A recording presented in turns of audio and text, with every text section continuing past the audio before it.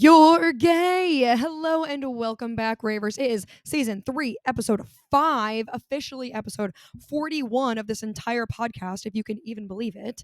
Also, we are on YouTube now, and you can listen to this wherever you can find any podcasts, so like Apple Podcasts, Spotify, yada yada. But I put all of the videos of me doing this on YouTube. But last week you will not see a video recording for episode 4 because I don't understand how cameras work and I recorded this entire thing in slow motion.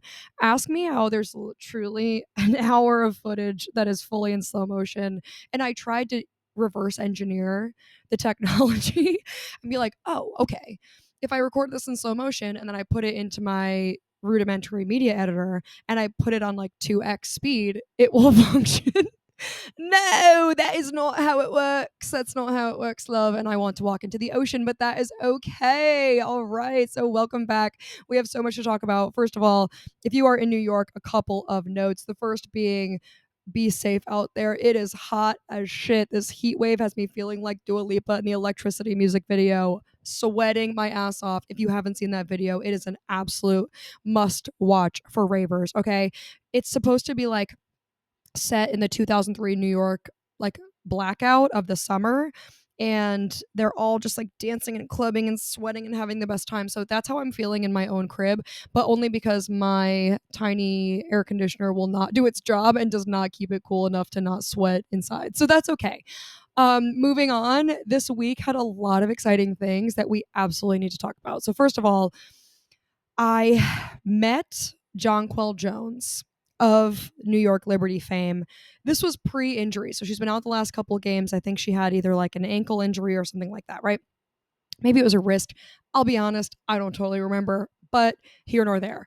So I met JJ because I complained. Okay. So, been a Liberty season ticket member since 2022. It's been several seasons before they were good. Okay. I will just like to say before they were good. They're very good seats at a very good price because we got in before the Liberty were good. I'll just say it one more time. Trying to find a win in 2022 was like trying to find rain in this drought. What was it? Useless and disappointing. That's what it was. Okay. So I had the worst rep of all time. I will name him. I don't care. Kendall Brown. You know me, bitch. I know you know me. So he was not clocking that I was standing on business, and I could not hear back from this man. He hated hearing from me. He would not reply to my emails. He would not reply to my calls. We didn't even have like one good month, not even an introductory good month. So I would be emailing like once a week for months at a time, not hearing back from him. I started copying his boss. I started calling his boss. No reply. At one point, I was like, you're actually ignoring me? That's crazy. I pay money for this seat. So I tried to get an email back for months and months. It was useless and disappointing. His boss was chill though. And my new rep that I got, Paula, is incredible. Sing to me, Paula. She is amazing. And I will say that apparently he is no longer client facing. When I spoke to his manager, he was like, we did take Kendall off of client facing accounts in order to address some of the feedback. But we were, yes, trying to get an email from my paid representative after emailing once a week for 3 months just trying to find an answer to a very simple question should not be too much to ask, okay? So, Kendall, I will see you in hell, first of all, and that's AKA here because it's over 100 degrees in New York City heat. But that being said, I did complain. I got a meet and greet. They don't tell you who it is beforehand. So I took Alina, Raver Alina, love you. And we go down to the bowels of the Barclays Center after a game. So, like, it's probably 9 o'clock. It's after the game. We're waiting there.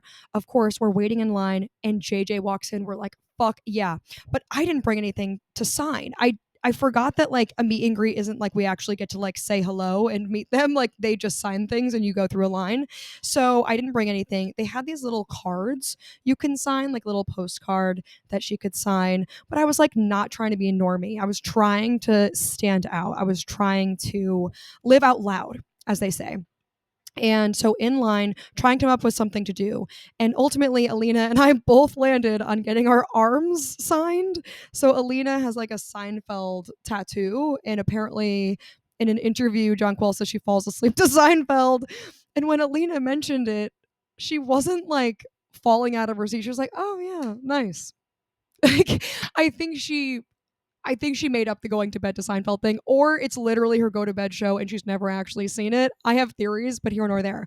So I walk up, and I have never had a successful meet and greet interaction. If you remember in season one, I talked about Steph Dolson and how I was just shouting individual words at her, like I was trying to have her solve a puzzle of my own choosing in this like 2 second meet and greet experience. I was like, UConn, 2015, communication, me. Like I just like threw words at her in the hopes that she would put those together to understand the narrative I was creating. And it was, we were in a marketing class at UConn when I went there, and she just was really very confused. And of course, I'm like, I'm shouting at her, and then I was like, "Oh, congrats on being gay. We should go out sometime." And she was like, "Ha ha ha." It was horrible, right? So that was the last time. This time, I was like, I am determined to not fuck this up. So I'm already fucking it up because I don't have anything to present to her to sign. But we choose the arm. I had also thought of things that were really good, like my debit card. You know how like you have the signatures on the back of your debit card? I thought about my license. If I like slip my license or like drop my license near her, she's going to have to find me to give it back because it's a real ID and she knows that I can't travel without it. So I feel like that was an opportunity. I also considered like taking off my underwears, but then you don't like leave things with her. If she signs it, she's not going to keep it because then why would she be signing something that she keeps? She is herself. So we had all this brainstorming, ultimately landed on the arm.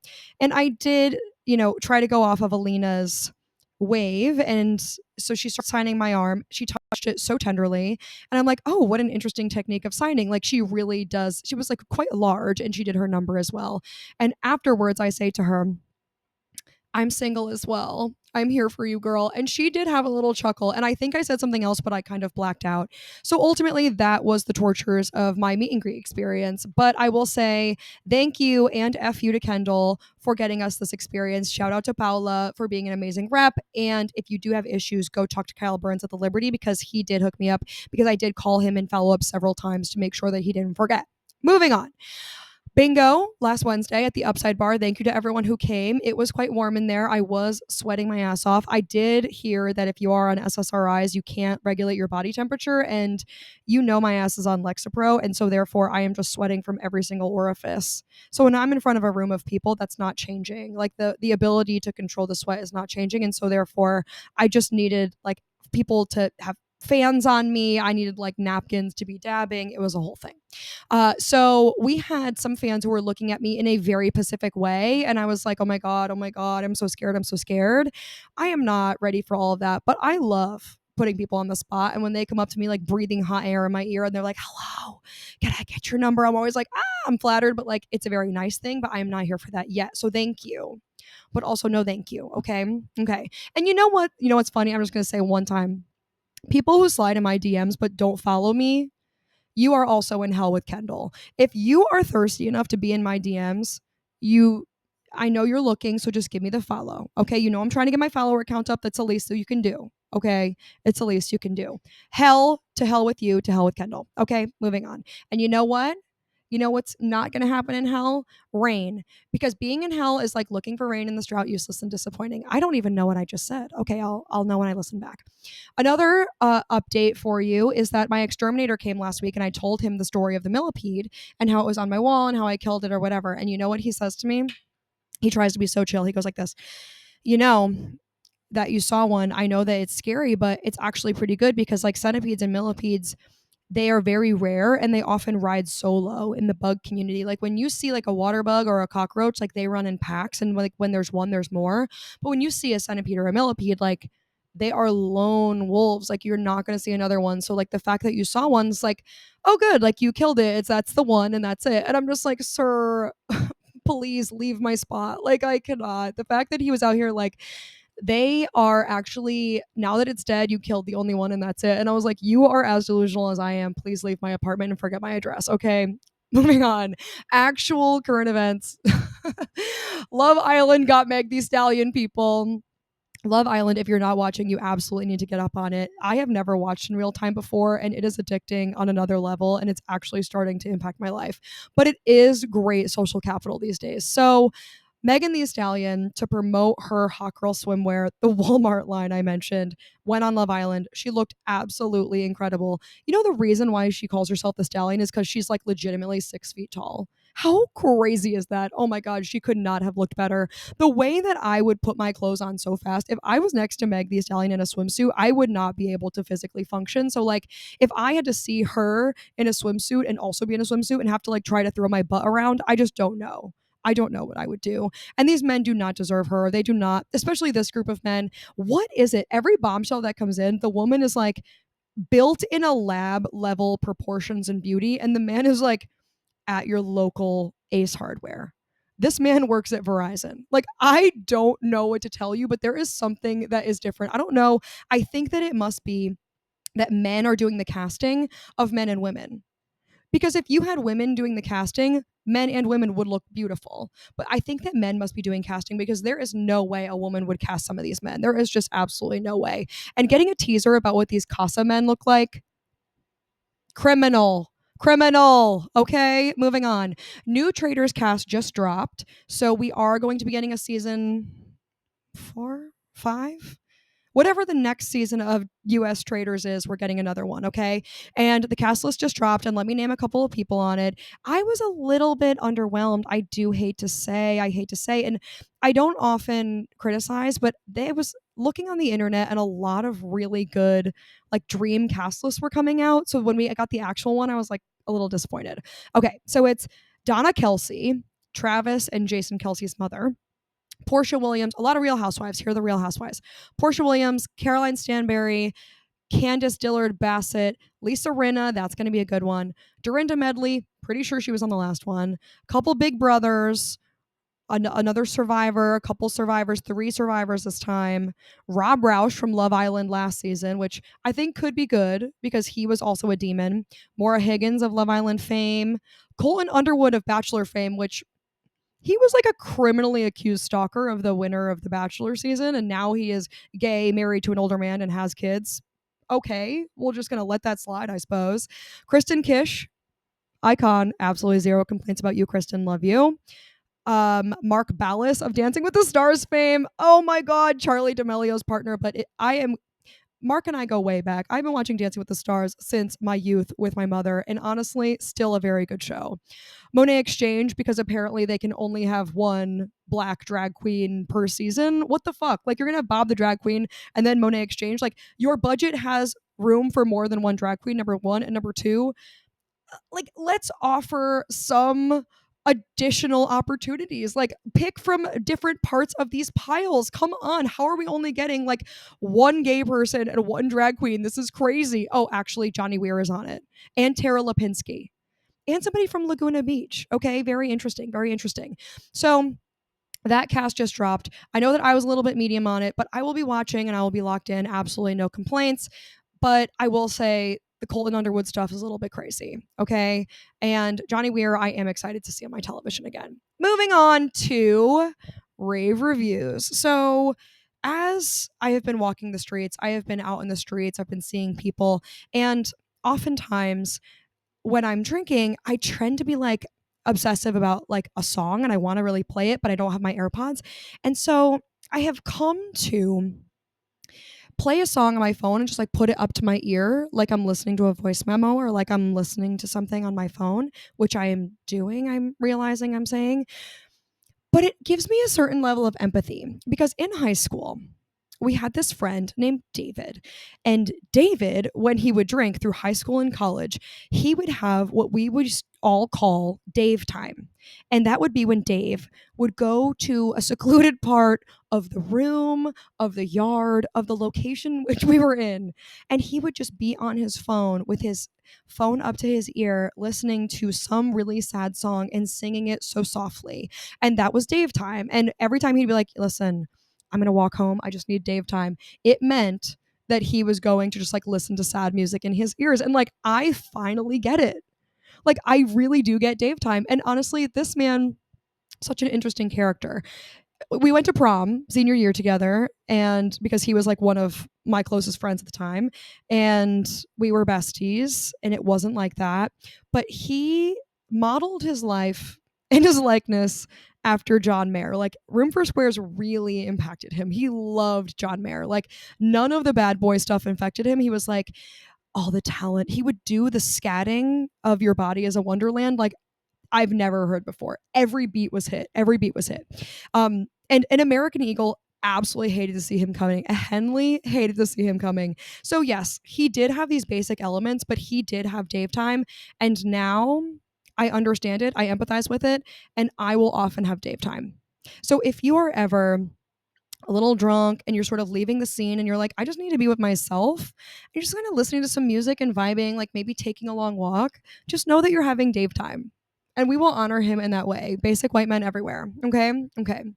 Moving on. Another rave review. Pornhub's gay porn insights are out for 2025. If you did not know, Pornhub puts out gay pride insights every year during Pride Month, and they just came out. So I will have you say, I was quite shocked because twinks have finally been dethroned. America no longer has their twinks as their top category. And I will say, I was quite shocked. Okay, I was quite shocked. So I will link it in the show notes. That way you can see. But the world is healing because America now has black as the top category, black adult performers as the top category. Okay. And Canada has big dick. But twink is still the top category for all of Russia, Northern Africa, a lot of South America, and Mexico. You have to go and look at this map. It is something crazy. I am not going to lie, but it is always interesting to watch. And if you haven't go seen it, you should absolutely go look at years past also. But I did think it was interesting the proportion of gay porn viewers by age and by gender. So it's like 53% male, 47% female. So we're all watching gay porn. Listen, y'all, we're all in this together, all right? And like look at these numbers. Okay, so like I'm going to start with my category, which is the 25 to 34. 20% of those viewers 25 to 34. The top group who's watching are people 18 to 24. That's 27% of the gay porn viewers 18 to 24. And shout out to our 11% of 65 plus. There is no limit to the gay porn that can be watched, and I am so proud and I am so happy. So definitely go see the Gay Pride Insights for 2025. We did it, y'all. Twinks are no longer on top, but I would do it. We can get twinks back on top if it means that the world would be healing and the world would be better than it is today. But listen, we'll take what we can get. And during Pride Month and just after Juneteenth, I feel like it's a win for everybody. It's a win all around. A win is a win. Speaking of the horrors, Grave Review, World War III. Every day I wake up and my phone is like, oh my God, Oklahoma City won the first NBA championship. Congrats to them. Second notification. The US bombed Iran. I like, can we just have a moment to reflect on the horrors? Everything is hard and everything is terrible. And I'm not going to lie, a little bit of fear is in me that, like, you know, New York is always the target of all of the most horrific shit that happens. It's like a symbol, obviously, you know, but it seems to just keep getting worse and worse. Am I wrong? Or is it that, like, everything seems to be getting comically worse to the point where, if you haven't seen the Ted Cruz and Tucker Carlson interview about Iran, I'm siding with Tucker Carlson. And like I don't agree obviously with his stance on anything, but the fact that he was just taking a dump on Ted Cruz in public, it did warm my heart. It warmed my heart. Oh my god, but nothing is okay and everything is horrible. And I know that it's Pride Month and Juneteenth just passed, and we're celebrating the small things that provide us joy and happiness. But I recognize how terrible everything is, and I'm sorry. And please take care of yourselves. And actually, that will lead me into my I'm sorry. I saw this incredible uh, Zoran TikTok just now, actually, before I was recording this, and I was welling with tears watching it. Okay, so Zoran Mamdani is running for mayor of New York, and he's running against Cuomo and other folks, obviously. It's ranked choice voting, so there's a lot of candidates. And the day to vote is when this drops, June 24th. So if you did not vote early, like me, then you need to vote on the day of June 24th, today, when you're listening to this. So please, New Yorkers, please go vote for your mayor. And if you can, rank Zoran Mamdani or Brad Lander. That would be incredible. Go view the guide in the show notes to talk about who you should be voting for in all the categories. Okay, that would be amazing. Let's not rank Cuomo. Okay, awesome. So as I was saying, I was welling with tears because the TikTok was about how Zoran walked from the tip of Manhattan all the way down to the bottom of the island. And it took him all day. I've been meaning to do this walk, by the way. It took him all day, but essentially it showed him, in the streets, meeting people. People were so excited. They were like, I've canvassed for you. I've worked for you. It was a very, very moving experience. So I'm just saying, New Yorkers, don't fuck it up. All right. Number one, don't fuck it up. But it was incredible. And honestly, the way that they had overlaid his speeches to say, some people say that the percentage he's already received and, being up in the ranks of Cuomo and competing with Cuomo is a win in itself. He was like, the days of having these sort of honorary wins are over. We need to actually win. It's not a win enough to be ranked or seen next to Cuomo. We need to actually make the change. And I do think that it was very moving. I'll try to find it and link it in the show notes so you can watch it. But shit is rough when I'm about to shed a tear about the New York City mayoral campaign. We are really in the depths right now. Okay. So definitely go watch it. All right. And that's true. People are like, oh, he's too progressive. He's like Bernie Sanders, I was like, yeah, bitch, that's a compliment. Yes, that's a compliment. Yes, we are crazy people. Yes. Okay. Moving on. Can I say something? We are going, we're sort of going full circle back to grave reviews / can I say something, which is Tom Felton of Draco Malfoy fame of 20 years ago is going to Broadway to perform as his titular character in Harry Potter the Cursed Child. So that's crazy. Him and his dumbass are going to Broadway to play the same character he's played for an eternity again. And you know what? Stay there, bitch, because he supports J.K. Rowling, who is a very well-known TERF, a very well-known, I am against trans rights because women deserve rights and real women, blah, blah, blah. Shut your ass up, okay? And Tom Felton was like, I am not going to stand up against J.K. Rowling. I'm actually grateful to her for all she's given him. All she's given you. You have not had another job in 24 years, Tom. And you are coming back doing the same shit. Grateful for what? Make that call, King. Make that call, King. Where is the work? Where is the body of work? There is nothing, okay? Keep it that way. Stay out, okay? Stay out of my face. I am so past it, okay? So, Tom Felton, you and your whack ass J.K. Rowling friend can go off into the sunset and be on Broadway with all these other people doing a show that tourists go to see when they can't get into Aladdin. Okay, moving on. And by Aladdin, I mean Lion King. For some reason, my brain cannot compute that Lion King is the oldest show on Broadway. And every single time I go to say Aladdin, it's because their marketing of the genie is so good. It's stuck in my brain. Okay, that's all I have to say. Song of the week, multiple songs of the week. Okay, so Lord Hammer, obviously in my top, but Haim just dropped an album called I Quit, and it is breakup album healing energy. It is so fucking good. Gone is so good. Cry, an amazing song. Now it's time. Oh my god, yes, go listen to the whole thing. Okay. Last but not least, subscribe, share, and review. I cannot wait to get back out and see everybody this weekend, Pride weekend. Friday, going to see Cardi B at Ladyland. Saturday is Dyke March, one of the best events to go to. Sunday, we'll see if it's Queer Garden or the beach or whatever we do. Themes just dropped on Instagram, so go follow me on Instagram, especially if you're one of these thirsty people in my DMs. And you better. It's the least you can do, okay? And so we'll see you again soon. I can't wait to debrief. And then remember, July 10th is going to be Queerioke at Pine Rocks. Haven't dropped a flyer yet. Gotta figure that out soon. Nonetheless, let's hang out. I can't wait to have a great time. I will see you soon. This has been Gay Rave, and I am the Gabby L, and the L is for love you. Bye. That's what she said. And you know what? What was that? Okay, James.